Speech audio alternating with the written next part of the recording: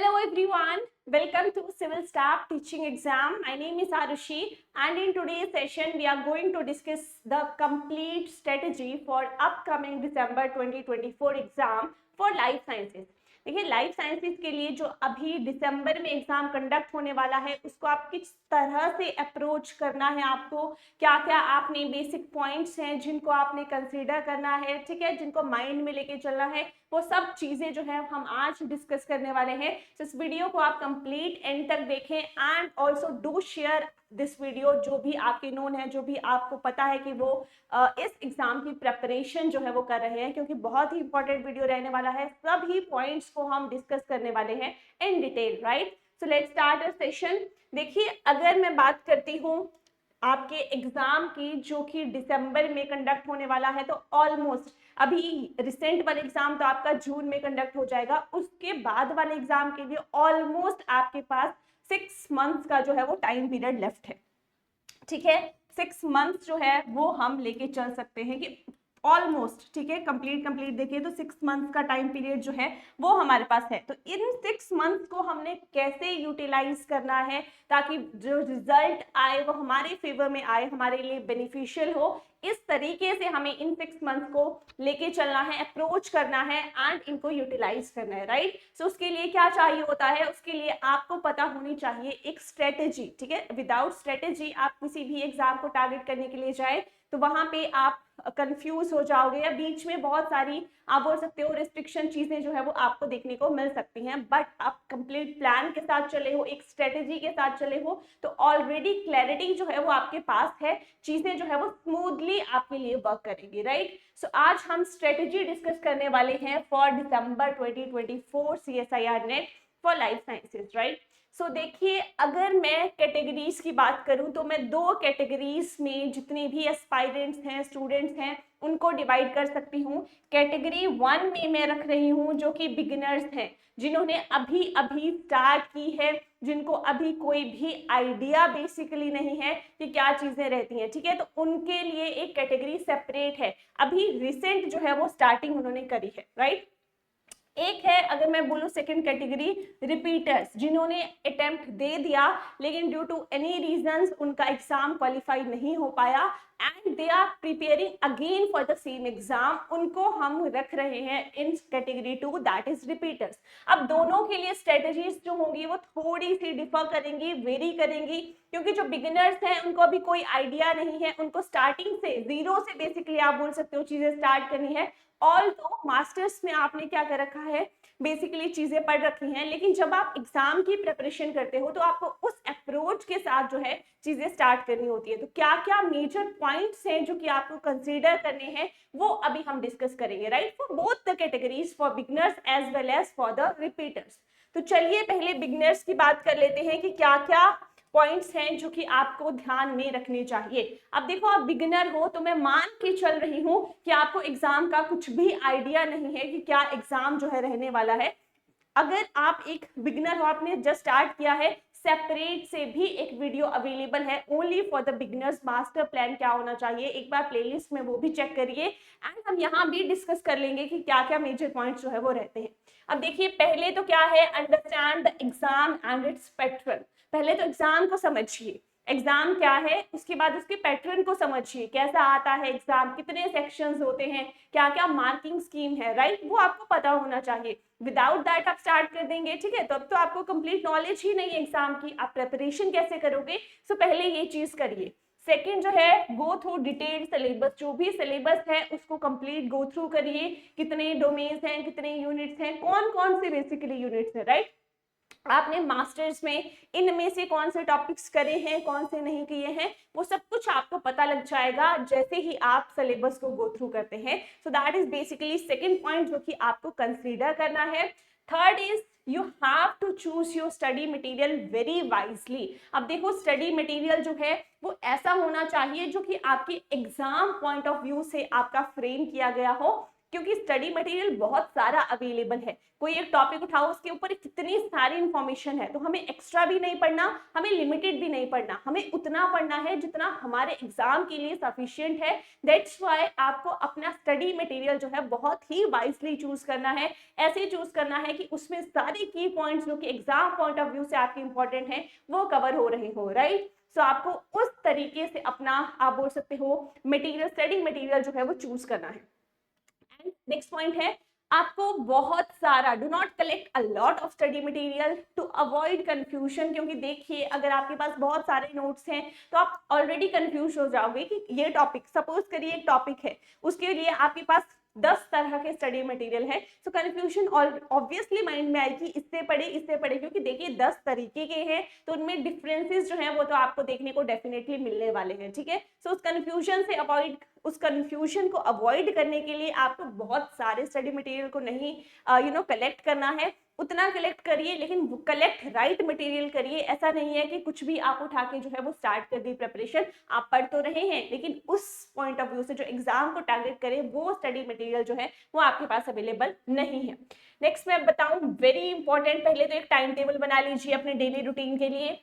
ये तो मैं हर सेशन में जब भी हम इंटरैक्ट करते हैं, ठीक है, तो मैं ये चीज आपको डेफिनेटली बोलती हूँ, प्लीज एक टाइम टेबल बना लीजिए ताकि बहुत इजी आपके लिए वो चीजें हो जाएंगी। क्योंकि आपको एक पैटर्न, एक रूटीन अपनी आपको पता है मुझे इस टाइम क्या करना है, and make sure you follow that routine. ऐसा नहीं कि सिर्फ बना के लगा लिया टाइम टेबल, वॉल पे पेस्ट कर दिया एंड उसको फॉलो नहीं कर रहे हो। फॉलो भी करना है, क्यों करना है, क्योंकि हमें एग्जाम क्रैक करना है, ठीक है। जिसको एग्जाम क्रैक करना है उसको सभी के सभी पॉइंट्स को कंसीडर करके चलना है। जिसने इन सभी पॉइंट्स को कंसीडर कर लिया तो ये तो मैं बोल सकती हूँ उसका एग्जाम जो है वो क्लियर ऑटोमेटिकली हो जाएगा, ठीक है।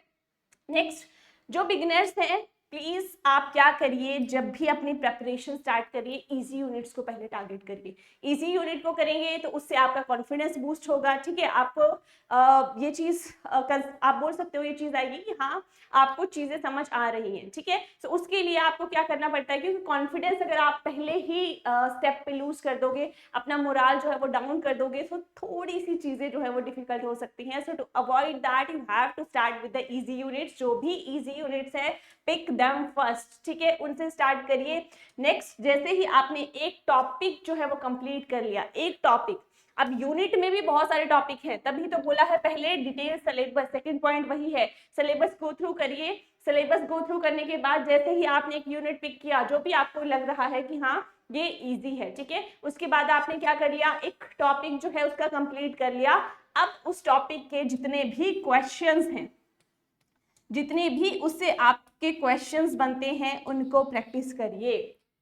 क्योंकि जब तक थ्योरी पढ़ रहे हो, थ्योरी तो नहीं पूछी जाएगी, पूछे जाएंगे आपके एमसीक्यूज टाइप में, आपका फॉर्मेट रहता है, एग्जाम पैटर्न रहता है, राइट। सो आपको क्या करना है, आपको प्रैक्टिस करने हैं, आपको क्वेश्चन जितने ज्यादा, मॉक टेस्ट एंड में, ठीक है, पीवाईक्यूज में आपको सजेस्ट करूंगी, अगर आपने कंप्लीट आप जो पेपर है सॉल्व कर रहे हो तो कंप्लीट पेपर सॉल्व करने तब जाओ यार जब आपके प्रेपरेशन जो है वो ऑलमोस्ट डन है, तब आप पीवाईक्यूज को इकट्ठा सॉल्व करो, ठीक है। तब आप एक टाइम ऐसा डिसाइड करो कि इस वीक मुझे क्या करना है, मुझे पीवाईक्यूज ही सॉल्व करने हैं। अभी क्या है, मिक्स क्वेश्चंस हैं, ढूंढने में टाइम वो एक्स्ट्रा आप जो है वो बोल सकते हो आपका वेस्ट ही होगा एक टाइम से, क्योंकि उस टाइम को आप कहीं और यूटिलाइज कर सकते हो। तो जितने भी क्वेश्चन आपको टॉपिक के साथ मिल रहे हैं उनको आप प्रैक्टिस करिए।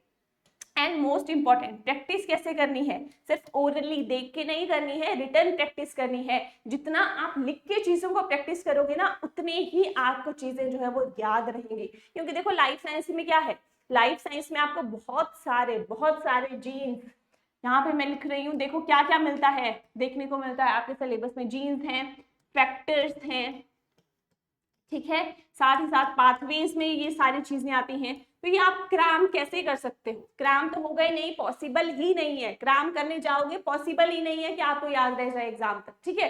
तो उसके लिए बेटर ऑप्शन क्या है कि रिटर्न प्रैक्टिस करिए। रिटर्न प्रैक्टिस से श्योरिटी के साथ आपको ये पता लग जाएगा कि चीजें जो है, जो भी टॉपिक आप कर रहे हैं वो आपके उसके उसके बेसिकली उस पर कमांड कैसी है आपकी, ठीक है। तो उस लेवल का आपको पता लग जाता है जब आप रिटर्न प्रैक्टिस करते हैं। So to avoid basically you can say कि जो भी चीजें हैं, मिस्टेक्स आप करते हो कि आपने क्या किया, ओरली गो थ्रू कर लिया कि हाँ मुझे लर्न हो गया, ऐसे नहीं करना है, आपको रिटर्न प्रैक्टिस बेसिकली करनी है, right. And lastly make short notes, very very very important. जब भी एक टॉपिक पढ़ रहे हो पहले तो डिटेल्ड नोट्स बना लिए, उसके बाद शॉर्ट नोट्स जरूर बनाए, क्योंकि देखिए लास्ट 1 मंथ जो है उसमें ये शॉर्ट नोट्स आपके काम आएंगे, बहुत ज्यादा हेल्पफुल रहेंगे, क्योंकि वहां पे उस टाइम इतना टाइम नहीं होता है कि चीजों को आप स्टार्टिंग से फिर से रिवाइज करिए, रिकॉल करिए। सो वहां पे आपको क्या काम आने वाला है, यही शॉर्ट नोट्स जो आपने अभी बनाए होंगे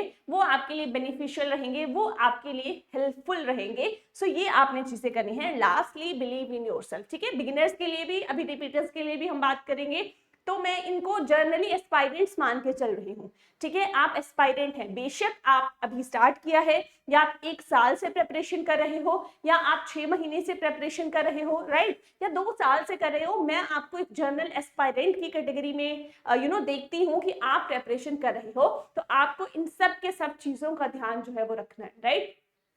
चलिए अब रिपीटर्स की बात कर लेते हैं। देखिए सबसे पहले तो फ्रेश माइंडसेट के साथ स्टार्ट करिए, जो भी हो गया पास्ट में उसको पास्ट में ही रख के आइए। उसके बाद अब फ्रेश माइंडसेट के साथ, क्योंकि न्यू एक एग्जाम है, जो हो गया व्हाटएवर हैपेंड, ठीक है, उस पे अब ज्यादा ना सोचते हुए तो आपने क्या करना है, आपने न्यू फ्रेश माइंडसेट के साथ जो है वो स्टार्ट करना है। अगर आपका जितने भी रिपीटर्स हैं, अगर जून 2024 में अभी आप एग्जाम दे रहे हैं, अगर ये रिजल्ट आपके फेवर में जाता है then it's well and good, बहुत ही अच्छी बात है।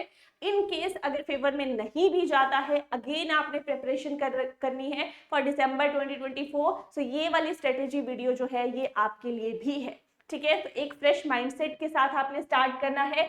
सेकेंड आपने क्या करना है, पहले तो एनालाइज करो, आइडेंटिफाई करो कि कहाँ पे जो है आप लैग कर रहे हो, कहाँ पे आपसे गलती हो गई, कौन कौन से वीक पॉइंट्स है। देखो सबको अपना पता होता है, ठीक है। अगर हम किसी और को बोले कि हमें बताइए कि हमारी क्या मिस्टेक रह गई, कहाँ पे हम लैग कर गए, तो वो कोई भी नहीं बता पाएगा। खुद से बेटर खुद को कोई नहीं जानता, राइट। सो आपको भी क्या करना है, अपने वीक पॉइंट्स आइडेंटिफाई करने हैं, कहाँ पे आप लैग कर रहे हो, कहाँ पे आपकी मिस्टेक्स हो रही हैं, कौन से ऐसे टॉपिक्स हैं जो कि आपने स्किप कर दिए थे, उनसे क्वेश्चंस आ गए हैं, या फिर कौन से ऐसे टॉपिक्स हैं जो आपने पढ़े तो थे लेकिन एग्जाम में आपको याद नहीं रहे, एग्जाम में आपसे क्वेश्चंस उनसे नहीं बने, ठीक है। तो ये सब चीजें जो हैं ये आपको एग्जाम से आप डेफिनेटली जो है आइडिया आपको हो गया होगा, फेमिलियर आप हो गए होंगे, क्योंकि आप अटेम्प्ट जो है वो दे चुके हो। एग्जाम प्रेशर को कैसे हैंडल करना है वो भी आपने सीख लिया होगा, राइट। सो अब आपके लिए कंपैरेटिवली चीजें थोड़ी सी इजी हैं। तो आपको अब क्या करना है, आपको पहले तो स्टार्ट करना है जिन पे आपकी गुड कमांड है, जिनको जो यूनिट्स ऐसे हैं जो कि आपको बहुत अच्छे से, मतलब जिनमें आपने स्कोर किया है, एग्जाम में भी क्वेश्चंस अटेम्प्ट किए हैं, एंड वैसे भी आपकी कमांड जो है वो अच्छी है, तो उन पे आप क्या करोगे, उनको आप लेस टाइम दो, ठीक है। उनको आप कम टाइम दो, उनको फटाफट से उनको डन कर लो कि हाँ ये 2 3 4 5 जितने भी यूनिट्स हैं जो कि आपको लगता है कि स्ट्रॉन्ग है, उनको डन कर लो, और उन पे कम टाइम लगेगा, कंपैरेटिवली कम लगेगा, क्योंकि आपने ऑलरेडी जो है उनको अच्छे से कवर किया था, एग्जाम में भी क्वेश्चन अटेम्प्ट करके आए हो, तो बेसिकली उनका ऑटोमेटिक अभी क्या होने वाला है, एक तरफ से मैं बोल सकती हूँ रिवीजन ही होने वाला है, ठीक है। तो एक तरफ टाइप से रिवाइज ही होगा, वो रिवीजन ही होगा, तो वो करिए, उनको साइड कर दीजिए जितने भी यूनिट्स हैं। Now you will start next, what you will do, you will start with the difficult topics, जो भी टॉपिक्स जो है डिफिकल्ट है, जो आपने स्किप कर दिए थे अपनी प्रेपरेशन के टाइम, उनको पिक करिए, फ्रेश स्टार्ट करिए, फिर से पढ़िए, और उनके क्वेश्चंस जो है वो साथ ही साथ प्रैक्टिस करिए, ठीक है। और जितना आपके पास टाइम है मैक्सिमम टाइम उनको डिवोट करिए, जो भी टॉपिक आपने स्किप कर दिए थे, या फिर जो टॉपिक आपने किए थे लेकिन एग्जाम में क्वेश्चंस उनसे नहीं बन पाए, सो उन टॉपिक्स पे आपने ज्यादा फोकस करना है इस टाइम, ठीक है। ऐसा नहीं कि जो आता है उसी को फिर से आप करते रहे, तो वो आप बोल सकते हो कि टाइम मैनेजमेंट जो है वो आप सही से नहीं कर पा रहे हो। सो आपको ये करना है कि पहले उनको कवर कर लिया जो भी इजी है, कम टाइम में, बहुत ज्यादा टाइम उन पर डिवोट नहीं करना क्योंकि ऑलरेडी आता है, उस पर ज्यादा टाइम लगाओगे तो टाइम वेस्ट ही होगा, ठीक है। तो उनको कवर करके उससे कॉन्फिडेंस भी आएगा कि 5 यूनिट, सपोज करिए 5 ऐसे हैं जो कि आपको बहुत अच्छे से आते हैं, तो कॉन्फिडेंस आ गया कि 5 जो है वो तो मेरे बहुत स्ट्रांग है, मैंने फिर से कवर कर लिए, 5 units are done.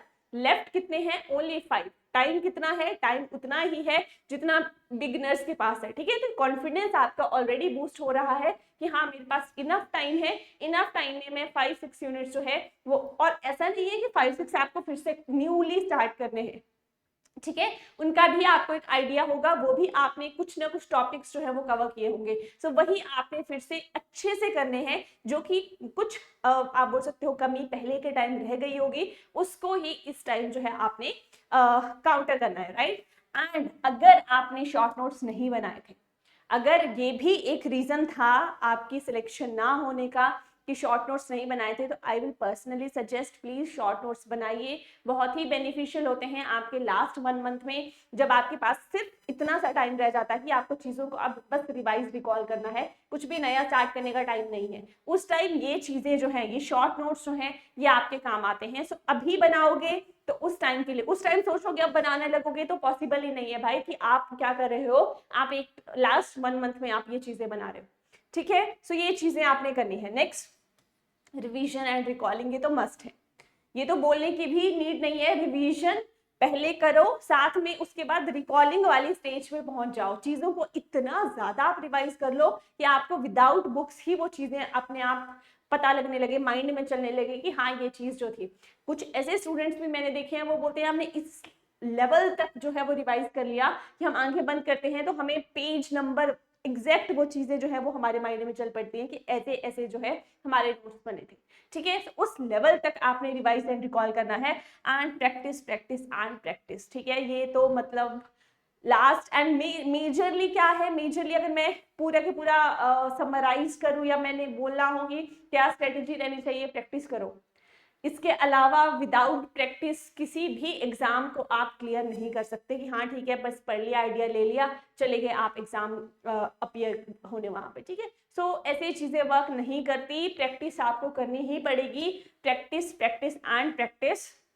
And lastly believe in yourself, जो भी हुआ डिमोरलाइज नहीं होना है, जो भी चीजें हुई, ठीक है, उनको ओवरकम करके इस वाले एग्जाम के लिए अपने गोल सेट करो कि हमें इस वाले एग्जाम में ना ही अटेम्प्ट करना है बल्कि क्लियर इसको करना है, ठीक है। इस माइंडसेट से जाओगे और इन चीजों का ध्यान रखोगे तो डेफिनेटली आप बहुत अच्छा करने वाले हो एग्जाम में। एंड किसी भी टाइप का आपको मैं बोल सकती हूँ डाउट है, कंफ्यूजन है, या फिर कोई ऐसा टॉपिक है, ठीक है, जिसके बारे में आपको इंफॉर्मेशन चाहिए, तो आप कमेंट करके कमेंट बॉक्स पे बता सकते हैं। साथ ही साथ फ्री कंटेंट के लिए आप इस टेलीग्राम चैनल को भी, जो कि लिंक यहाँ भी गिवन है, साथ ही साथ डिस्क्रिप्शन में भी गिवन है, उसको भी आप वहां से देख के यहाँ पे ज्वाइन कर सकते हो। यहाँ पे जितना भी स्टडी मटेरियल है वो आपको फ्री में प्रोवाइड किया जाता है, एंड सिविल स्टाफ की तरफ से भी CSIR नेट के लिए for all streams, physical sciences, life sciences and chemical sciences,